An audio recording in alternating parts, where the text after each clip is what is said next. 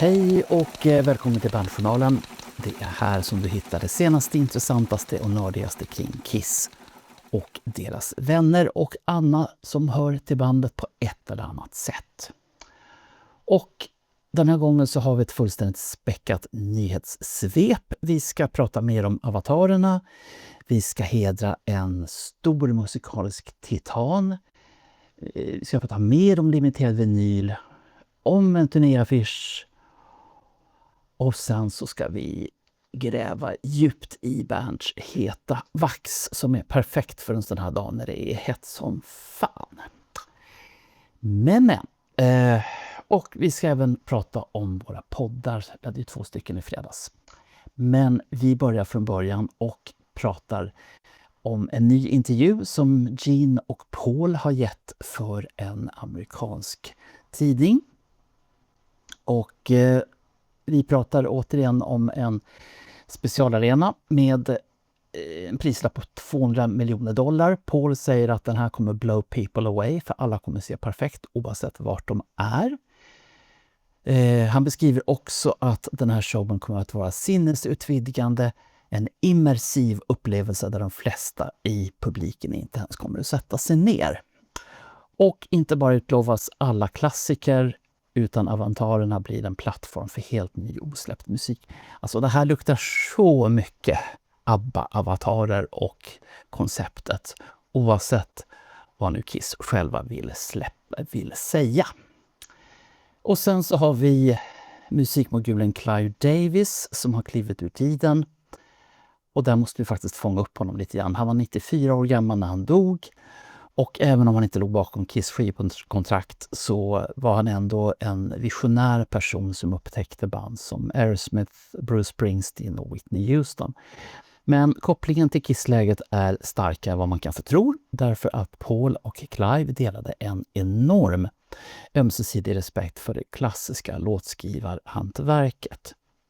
Och faktum är att Paul och hans fru Erin rörde sig i absolut samma A-klassade kretsar och var inbjudna som VIP-gäster på Clives mytomspunna och superexklusiva pre-Grammy-fest i Los Angeles så sent som i januari i år.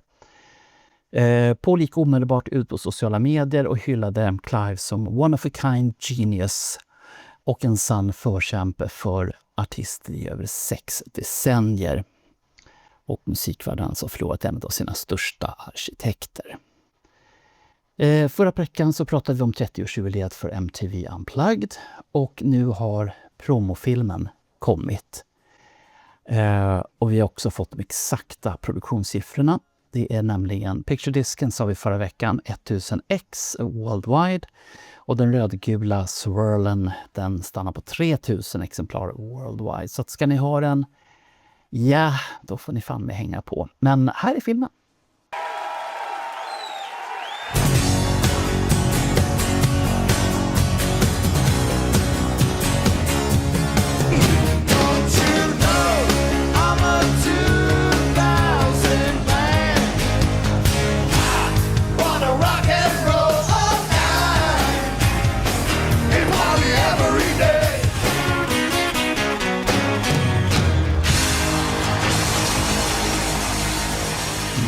Maskinen stannar aldrig brukar man säga.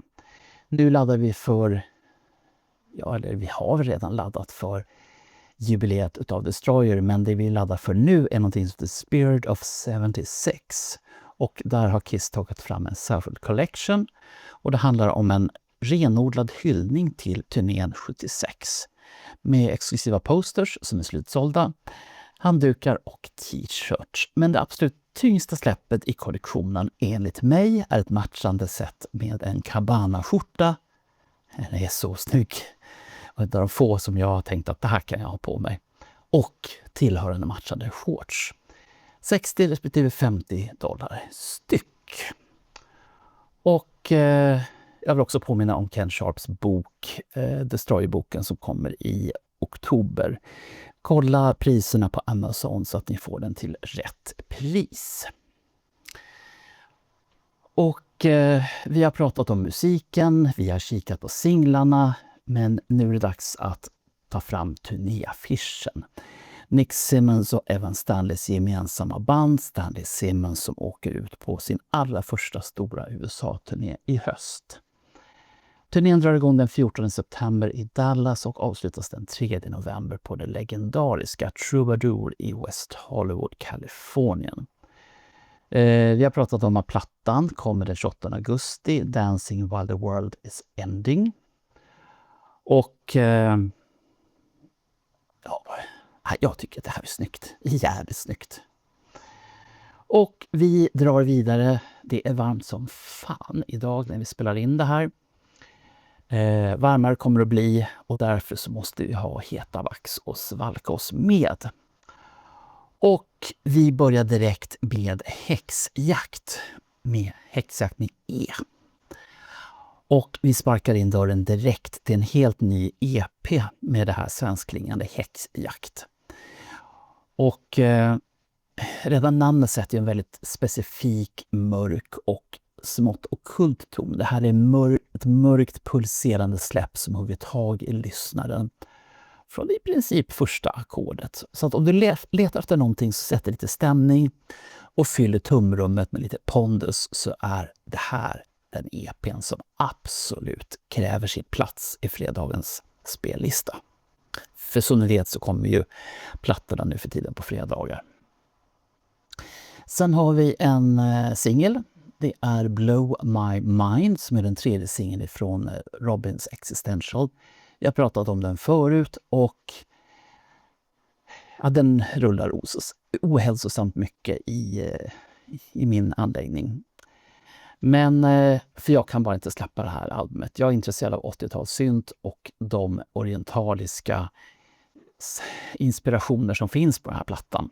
Så att blytunga, sylvassa 80-talssyntar. Och så får ni lyssna fler gånger på den här. Vi hoppar vidare till Beth Hart som precis har kommit med plattan You Still Got Me. Så finns det 2 utgåvor, en vanlig och sen deluxe med extra lull. Det här är skitig, rökig rock. Och kanske till och med stenhård skulle jag vilja säga. Beth Hart har en underbart skrovlig röst som fullkomligt river upp tapeterna och tvingar fram varenda uns av känsla. Det är brutalt bra. Och fjärde som vi ska snacka om, det är Lex Legion. Och det här är ren och obeveklig hårdrock. Och alltså, till att börja med, Mickey D är med. Sen så har vi sången som fixas av norska Nils K. Rue från Pagan's Mind. Och resten av gänget är gitarristerna Andy LaRock. Spännande stavning på hans namn, ROCQUE, och Pete Black, BLAKK stavar han sitt namn. Och sen basisten Hal Patino. Och det är alltså 4/5 utav det här bandet som tidigare spelade tillsammans i en King Diamond-sättning från slutet på 80-talet. Och den här uppställningen med grabbar och den här plattan, den fullkomligt levererar. Det är alltså ett absolut måste det också. Men vi ska även ta och titta på vad Let Me Know-podden gjort sista tiden. Jo, i fredags så kom vi ut med inte bara en utan 2 fullängdspoddar. På förmiddagen så var det Daniel Westman som fick kliva in i producentstolen och lyfte på locket till det allra heligaste valvet, nämligen Simmons Vault. När vi tyckte att nu finns det inte fler bra låtar att plocka ut härifrån, så insåg Daniel Westman att det gör det fan med visst. Så han plockade ut 10 låtar till. Och han hävdar stenhårt att Gene med de här 10 låtarna har byggt en platta som är så mycket bättre än Asshole-skivan när den kom. Hur som helst, det bjöds på hårda diskussioner och en panel som var allt annat än överens. Så där måste ni också titta eller lyssna på. Och som att inte det vore nog, så i fredagskväll så var det en livepodd. Och den hade det spännande ämnet Vem räddade Kiss på 80-talet? Jag hävdar att det är Vinnie Vincent. Men vi är långt ifrån överens om det, så att ni måste lyssna och se var står ni någonstans i det här. Hur som helst i alla fall, vi djupdök i det här sminkfria decenniets största mysterie. För att helt enkelt ta reda på, var det hitsen, var det slitet, var det dolda krafter bakom bandet som drog upp dem ur askan? Vad var det för någonting? Men alla ni som tittar och lyssnar, och förresten ni som lyssnar, ni borde titta istället på YouTube. För då ser ni ju allting. Ni ser omslagen, ni ser bilderna och ni ser filmerna. Men ni som lyssnar på våran ljudpodd, hurra för er också. Tack för idag, håll i blixtarna och vi syns snart igen.